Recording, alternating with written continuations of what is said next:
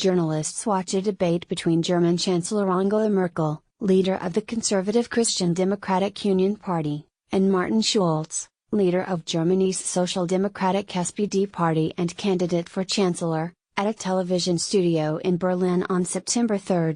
John McDougall AFP/Getty Images Berlin. A sleepy German election Sunday will be a bookend of sorts to this year's string of high-stakes contests across Europe, seen as decisive measures of the reach of far-right populism after the election of Donald Trump and the decision of British voters to leave the European Union. Even though Germany's far-right faction, Alternative for Germany, or AfD, is projected to become the first such party to enter the national parliament in more than half a century, minimal strife has marked the campaign. Angela Merkel, the country's long-serving chancellor, is poised to claim a fourth term. And she barely had to work for it. A flashpoint of the sole debate between Merkel, who leads the center-right Christian Democratic Union, and her Social Democratic challenger, Martin Schulz, was a highway toll. Which had already passed. With the support of both parties, who governed together in a coalition. When Schulz tried to attack Merkel over the toll, she shrugged and pointed out that his party had backed it, too. It was an evocative moment simply in highlighting the many issues, from the integration of refugees to rising rents in the major cities, from digital transformation to the future of Europe, that have not generated substantive disagreement. Among the reasons why is Germany's relative stability.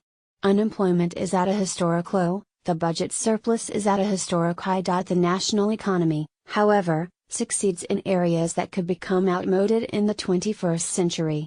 12% of German jobs, one of the largest proportions recorded, are at high risk of automation, according to the OECD.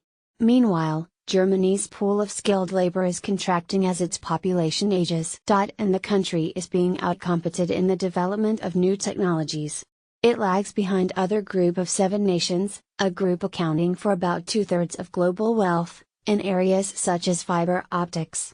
Nobody talks about the changes we will have to face sooner rather than later, said Rüdiger Lenz, director of the Aspen Institute in Berlin. Are we ready for the 21st century? In a moment of relative ease, he said, the German government is missing an opportunity to challenge its citizens and prepare them for a new way of life. As a model he pointed to Estonia, the small Baltic nation embracing a digital future by developing e-solutions for everything from voting to banking. Instead of engaging difficult issues, the campaign has been an exercise in making voters feel good, Lenz said. We are a society oriented to the status quo, he said. We are a society where controversy is seen not as a civil good but as a civil deviation. Lawmakers, analysts and historians grasped at explanations for a campaign devoid of more momentous disagreements. Does uniting adversarial factions in the work of government silence debate? Has Germany, chastened by its experience with extremism, swung too far in the opposite direction? Jens Spahn, a prominent Christian Democrat with a combative streak, said his party cannot become a prisoner of its own success. After 12 years of governing during a time of economic prosperity, there's a real danger of apathy in the public sphere, he said in an interview. It's our common task to strive against this apathy. But Hans Kundnani, a senior transatlantic fellow with the German Marshall Fund of the United States, said blame lay mostly with the Social Democrats.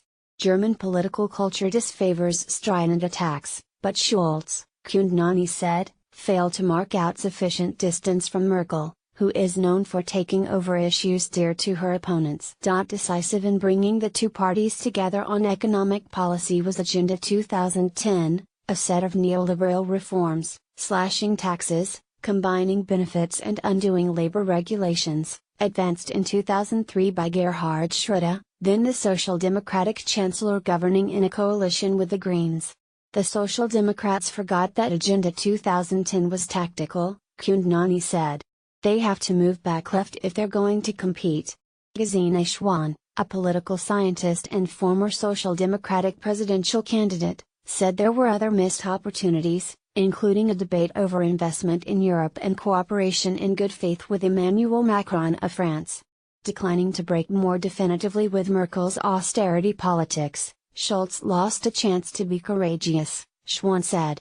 and the country lost a chance to define its Europe policy. But Kundnani suggested the propensity for consensus runs deeper than the personalities in this campaign, and not just to post-war politics designed to rebuff the extremes but to a pre-war culture of deference, of a certain